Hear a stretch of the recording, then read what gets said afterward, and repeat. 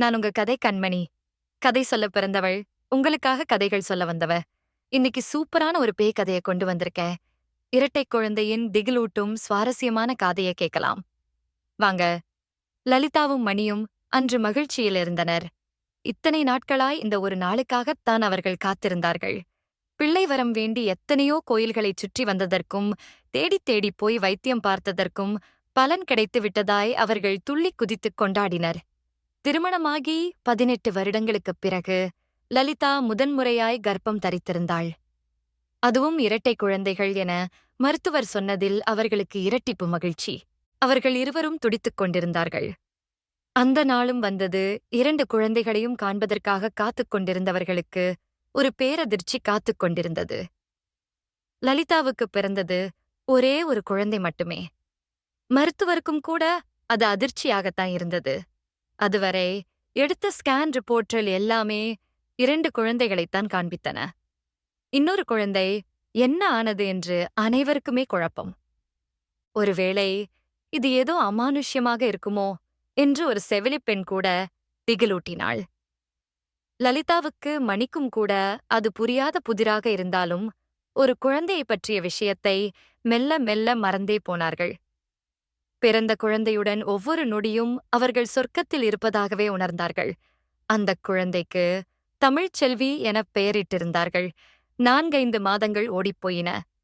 அவர்கள் இருவரையும் அடையாளம் கண்டு கொண்டு அந்தக் குழந்தை சிரிக்கும் போதெல்லாம் லலிதாவும் மணியும் தங்களையே மறந்து போனார்கள்.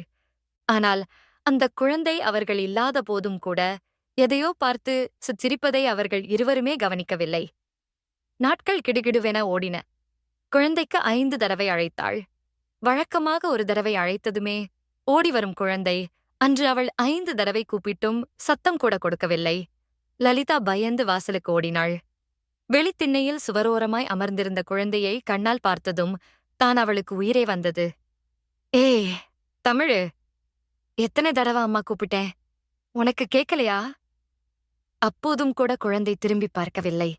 லலிதா குழந்தையின் அருகில் சென்றாள். சுவற்றை பார்த்தபடி அமர்ந்திருந்த குழந்தை யாரிடமோ பேசிச் சிரித்துக் கொண்டிருந்தது. லலிதா ஒரு நிமிடம் சற்று பதறிப்போனாள்.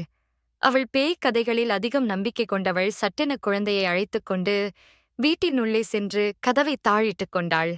இரவு வேலை முடிந்து வீட்டுக்கு வந்த கணவனிடம் நடந்த விஷயத்தைக் கூறினாள்.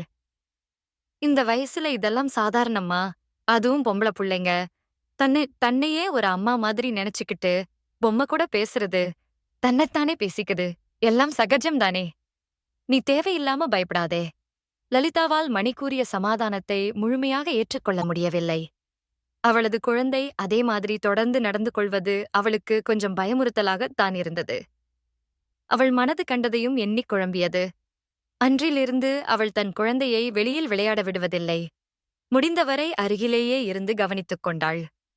குழந்தைக்கு 4 வயதான போது பள்ளியில் சேர்த்தார்கள்.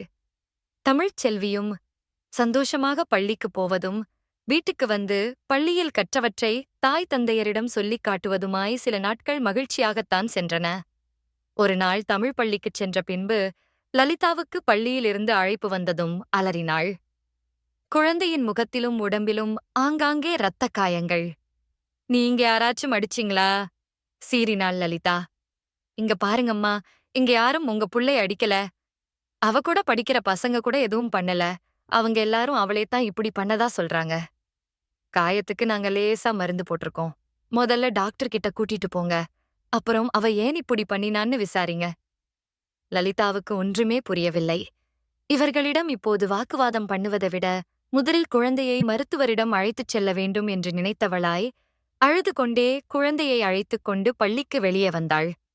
உன்னோட குழந்தைக்கு ஒண்ணுமில்ல, இதெல்லாம் ஏதாவது பேயோட வேலையாத்தான் இருக்கும். லலிதாவுக்கு அந்த பெண்ணின் குரல் அவள் காதில் வந்து ஆந்தை கத்துவது போல் ஒலித்தது. அவளது முகம் கோரமாக பயமுறுத்தும் முகமாய் தெரிந்தது. திகிலுடன் அங்கிருந்து வேகமாக நகர்ந்து சென்றாள். வீட்டுக்குப் போகும் வழியில் மகளிடம் மெல்ல பேச்சு கொடுத்தாள் லலிதா. தமிழ், உன்னை யாருமா அடிச்சாங்க? இவன்தான்மா என்று தன்னை தானே காட்டினாள் தமிழ். ஏதோ சொல்லி சமாளித்துவிட்டு காயத்துக்கு மருந்து போட்டு வீட்டுக்கு வந்து சேர்ந்தாள். தன் கணவன் எப்போது வருவான்? எனக் காத்திருந்தவள் அவன் வந்ததுமே ஓவென அழுதாள்.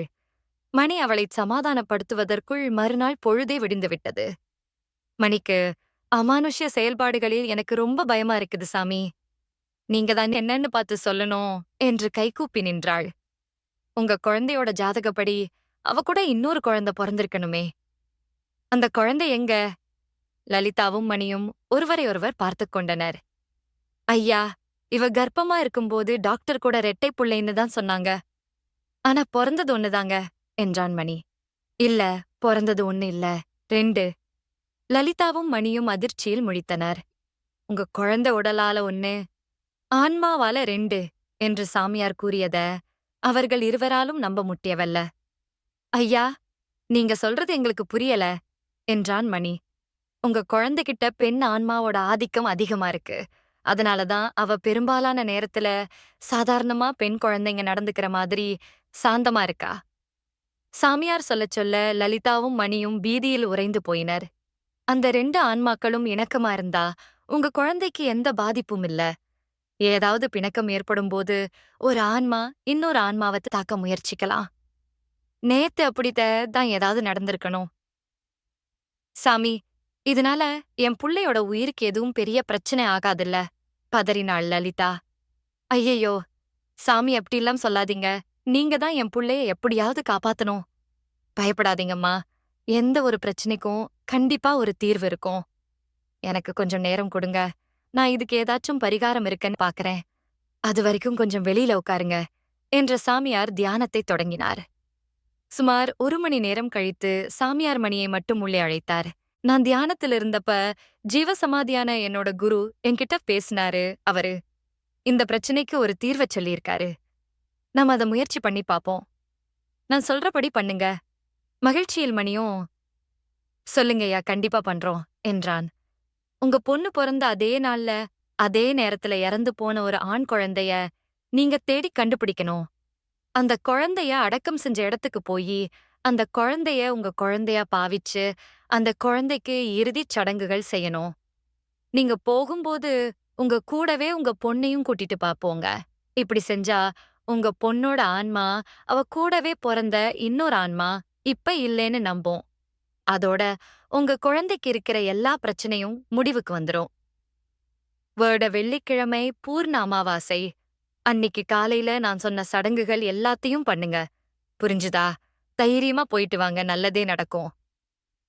மணியும் சாமியார் சொன்னது போலவே ஒரு குழந்தையை கண்டுபிடித்து தமிழையும் அந்த குழந்தையின் சமாதிக்கு தன்னுடன் அழைத்துச் சென்று எல்லா சடங்குகளையும் செய்துவிட்டான். அதன் பிறகு தமிழிடம் எந்தச் சலனமும் இல்லை. தங்கள் குழந்தைக்கு இருந்த எல்லா பிரச்சனைகளும் தீர்ந்துவிட்டதென லலிதாவும் மணியும் நம்பினார்கள். அவர்கள் வாழ்க்கை நிம்மதியாக போய்க் கொண்டிருந்தது. ஒரு நாள் அடுப்படியில் இருந்த லலிதா, பாப்பா, தமிழ் தமிழ் என தன் குழந்தையை அழைத்தாள். வெளித்திண்ணையில் அமர்ந்திருந்த தமிழ் வெகு தூரத்திலிருந்த எதையோ வெறித்துப் பார்த்துக் கொண்டிருந்தது. தூரத்திலிருந்த பேய்மலையில் ஒரு வீடு. இந்த கதை இதோட முடியுது. அவளை விட்டு அந்த ஆன்மா போச்சா இல்லையான்னு கமெண்ட் பண்ணுங்க. கதை நல்லா இருந்தா கதை கண்மணி சேனலை லைக் பண்ணுங்க, ஷேர் பண்ணுங்க, சப்ஸ்கிரைப் பண்ணுங்க. நன்றி. மீண்டும் ஒரு கதையில் சந்திக்கலாம். வெளித்திண்ணையில் அமர்ந்திருந்த தமிழ் வெகு தூரத்திலிருந்த எதையோ வெறித்துப் பார்த்துக் கொண்டிருந்தது. தூரத்திலிருந்த பேய்மலையில் ஒரு வீடு. இந்த கதை இதோட முடியுது. அவளை விட்டு அந்த ஆன்மா போச்சா இல்லையான்னு கமெண்ட் பண்ணுங்க. கதை நல்லா இருந்தா கதை கண்மணி சேனலை லைக் பண்ணுங்க, ஷேர் பண்ணுங்க, சப்ஸ்கிரைப் பண்ணுங்க. நன்றி. மீண்டும் ஒரு கதையில் சந்திக்கலாம்.